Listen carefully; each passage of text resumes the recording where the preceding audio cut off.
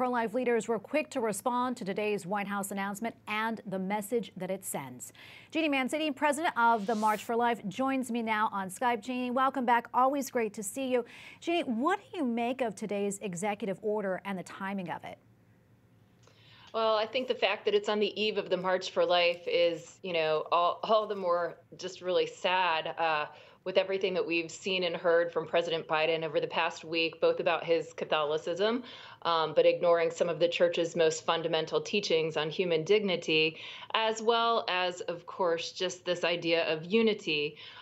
Mainstream America is against overseas funding. I mean, largely against. So 77% of Americans are against taxpayer funding of abortion overseas, and that includes many self-identified pro-choice Americans.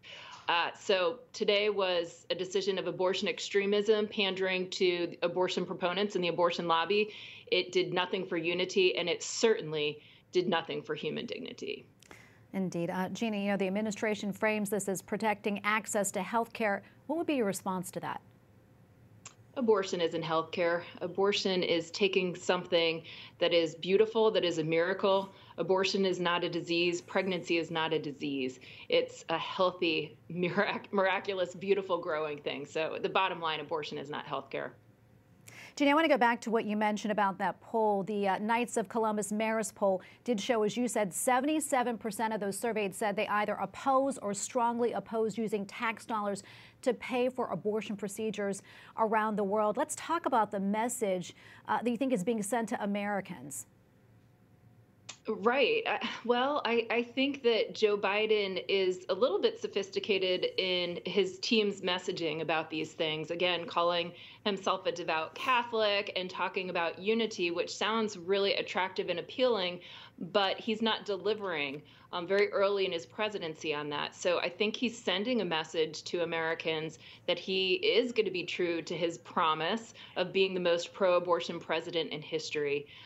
So it's a very sad message to Americans, including some pro-choice Americans who still don't want their tax dollars funding abortions overseas. Well, of course, as you know, tomorrow is the 48th annual March for Life. We're all excited about it here. We know it's going to look a little bit different because of the pandemic. Can you tell us what we can expect? Yes, absolutely. So, of course, we're partnering with EWTN. Thank you so much, Tracy, and everyone at EWTN for all of your work in that. So tune in to EWTN or to March for Life website at noon, and there you'll see the rally, and that will go from noon to about 1:15.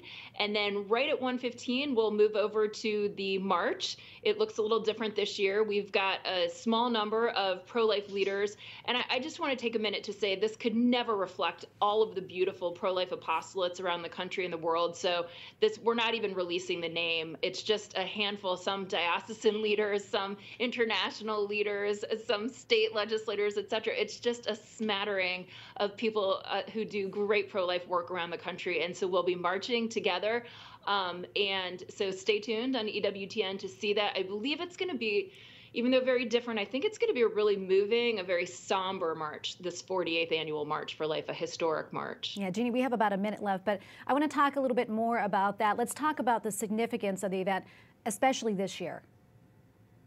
Well, Tracy, I think our culture is at a crossroads right now. I've been thinking this all this past year. I've never, been in a moment where I couldn't go to church every single day, much less on Sundays for 2 months.